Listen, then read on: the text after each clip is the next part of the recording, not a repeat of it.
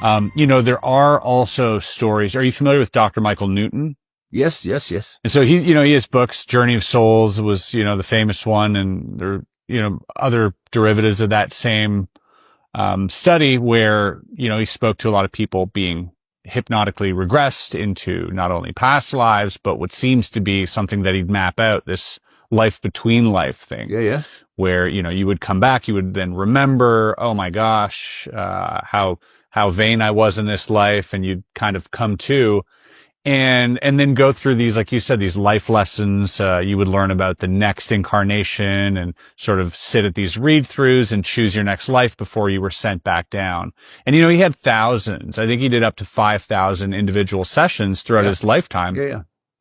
How do you make sense of that? Is that too part of some trickery that we're being given? Well, yeah. I mean, okay. So, again, on this sequence of, okay, so what's the next thing that I don't know? And once I'd concluded, just after the turn of the millennium, I'd been thinking about it for years before, but really it crossed my line, that I'm sure of it, that this is a simulated reality. When I started understanding that actually this simulation has other levels was when I thought, okay, so I'm banned from a lot of countries now, but before that I traveled widely since 1990. I must have been to 60 odd countries in my life. And what you see increasingly in the West now is that most people aren't having a good time. In Africa, in South America, Central America, in Asia, they're trying to survive another day or another week or whatever, in very challenging circumstances. What does that produce, ladies and gentlemen? Oh, loosh. And so my thought was, okay, I can get that consciousness could be manipulated into this reality once. But when the body ceases to function and you're released from this reality, why the hell would you come back? Because most people will not have had a good time. And they'd think, well, this is a shitty place. I'm not coming back here. But they do, because by that time I was totally convinced that reincarnation is real, though I have a different explanation for it. And what I see again and again, lessons in these near-death experiences. Yeah. Now, this is an interesting thing with a near-death experience, because you will have noticed in the ones you've read that where they talk about the fact that they were told that they have to go back because they have a mission on Earth. That's never freaking explained, at least most of the time. And if you pass this threshold, which is symbolized in various ways, you can't go back. The river of forgetfulness. Yeah. Now, they do come back to tell their story. So what's on the other side of the threshold that if they pass into it, they can't come back in this life? And I don't think that's anything like what near-death experiences are led to believe, is what this is all about once you get into this wheel of samsara and start to come back. Because if you are feeding off human energy, consciousness basically, then if people are leaving and going, shit, I ain't going back there, then you're going to run out of people. But they don't. And the reason is this reincarnation cycle. And what I found interesting when I've looked at these near-death experiences is how the dynamic of perception is the same as it is here, right? Because most people, they will look to authority to tell them what to do, to tell them what to think. They'll look at scientists to tell them what to think about reality, doctors to tell them what to think about health and all this stuff, all the system. Even in the afterlife. Yeah, they're looked at. But then, when you follow these near-death experiences, This is an interesting thing where they leave the body and they say, I've never felt love like it. It was blissful. And you go, but you believe in reincarnation now. Oh, yeah. So why is it new to you? It's because, so I've talked to people who have this memory. It's very compelling common themes. They have a kind of retained memory of coming into this reality and passing through some kind of very powerful electromagnetic field, which basically makes their mind a blank sheet of paper when they come in. So when they leave the body, that state of awareness is still there. That's why they say, I'd never felt experienced anything like it before, because to their mind, they haven't. Yeah. But then they go up the tunnel and what appears, again and again, first of all, we're prepared in this reality to symbolize or equate the light with God. So when we leave the body, it's like there's a light. I'm going to the light. It's God. You'll see, as they describe, spirit guides, loved ones sometimes, they will see their religious hero. If they're religious, they'll see elders, people in long gowns and with long beards. What's that all about? Oh, because we're prepared here to perceive wisdom as wizened old people, with beards and what have you, and cloaks. And so when you listen and watch these near-death experiences, they are mesmerized by authority in the astral as they're mesmerized by authority here. It's like, I know nothing, so I've got to look to an authority figure to tell me what's going on, to tell me what to think. And if your consciousness has been wiped on the way in, and it's still wiped on the way out, then you are going to look to authority figures, aren't you? And that's why it's so important, in my view anyway, that we understand the nature of the trap while we're still in a human body, so that when we leave, we don't fall for the game. And that, the Buddhists have this belief that the best opportunity of getting out of the matrix, what I call the matrix, into infinity, is immediately after you leave the body. And the other thing, interestingly, is they say that what you have to do is be on the wheel of samsara, learning these lessons. But when you reach a state of enlightenment, you can get out of the wheel of samsara. What is a state of enlightenment? It's expanded awareness.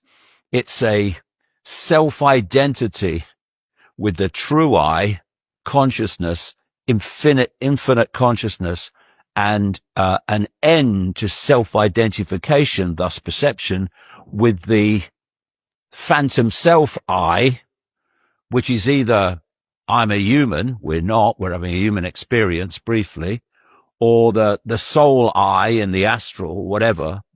You lose that, you go beyond it. You realize that you're just a state of awareness, ultimately infinite awareness. And that changes your frequency state, that the matrix can't hold you anymore. This is the way I see it. And if you stay within the matrix perceptual realm, which is either I am human or I am a soul who has to learn lessons by reincarnating, you'll stay in the matrix. There's a book by an author called Lawrence R. Spencer, and in this book, he speaks to through letters to this lady named Matilda McElroy, who claims that she had interactions with a being part of the Roswell crash, and that this being imparted all this knowledge onto her. Yeah, I've seen that. Yeah, about this being sort of a prison planet. Yeah.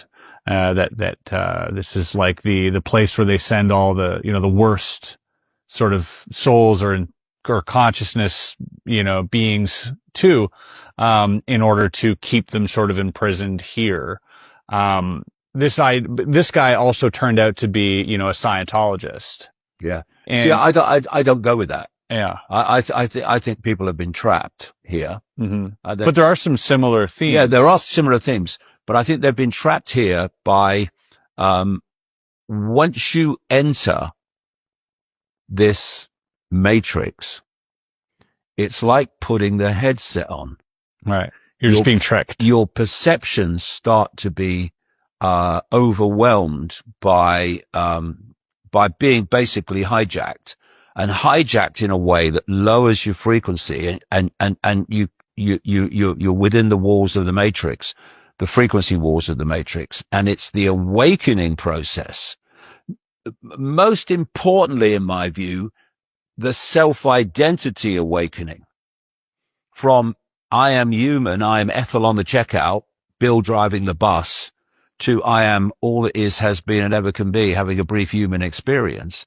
That is a completely different frequency that you are operating on, because as you expand your self-identity, you're expanding your frequency, you're expanding your consciousness deeper and deeper into the field, and that's what we call awakening. And if you self-identify with being human, or self-identify with the wheel of samsara, got to learn lessons, you'll stay within the matrix. That's my view anyway. Do you think you're ever coming back? Only by choice. By choice? Yeah. And I can't. So wait, I can't work out, mate, why I chose this one, but I did. There must be a very good reason for it. You've probably come back a few times, not just the once, right? Yeah. That's the idea. The thing is, we have a perception of reality based on the matrix constantly feeding us a sense of reality. But when you're outside of the matrix, your sense of reality is totally different. So you'll see that people are trapped or souls are trapped within this fake reality. And you also realize that going in for a human life and coming out is not that. It's not that. There is no time anyway. It's just it's an illusion as well, but illusion of the matrix, of the simulation. But, the time we're here, which in our perception is like 70 years and 10 or whatever, when you're outside the matrix, it's not even that. So the decision to come in and try to make a difference might not be that big. Looks very different out there than it does here. Like you're going, why did I bother? Like, So you think you would come back in terms of like in what capacity to keep helping people and getting them to realize they're in a matrix and sort of expand their awareness so that they I guess that's the idea. I mean, when I look at my life, that seems to have been a reason I came in this time, because, I went through my life until, 1990, and then, all hell broke loose. My life completely changed, and the synchronicity of my life completely changed. And it's very clear that for whatever reason, I've come to do this. And whether I would come back, well, I guess you'd look at it and you go, is it worth it? Is there a chance? If you've got AI human fusion and AI is telling people what to think, well, I mean, I don't know. Maybe it's time for a rethink. Don't you think they would prevent you from coming back? I don't think they can. Really? No. The thing is, people say, where's God or whatever? Why isn't God intervening? But, we are in in such a frequency, a low frequency field, that anything that comes in would be affected by that field. So the challenge is for us to awaken and therefore frequency expand to connect with what people call God. But it's not the religion God. It's a state of all possibility, a state of all potential, which we are constantly on an infinite journey of exploring forever, interacting with all possibility, with our perception of possibility, and experiencing what that manifests. What we're in is such a limited place that's designed to be limited. But we can go beyond it. We don't have to submit to that limitation. We just, are constantly giving a story that says limitation is the nature of life. For instance, what are the laws of physics? They're the laws encoded in the matrix.